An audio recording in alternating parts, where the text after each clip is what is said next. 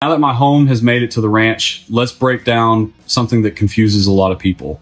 The difference between modular, prefabricated, and manufactured homes.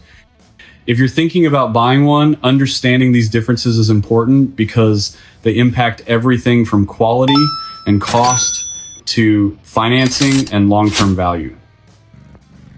First, let's define prefab homes.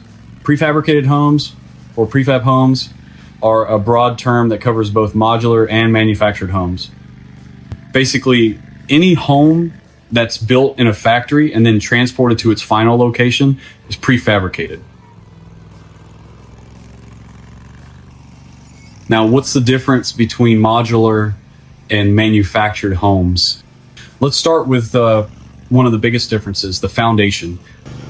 Modular homes are built in sections inside a factory, then transported to the site and set on a permanent foundation. This could be a concrete slab, a crawl space, or even a full basement. Manufactured homes, on the other hand, are built entirely in a factory and usually sit on piers, blocks, or skirting.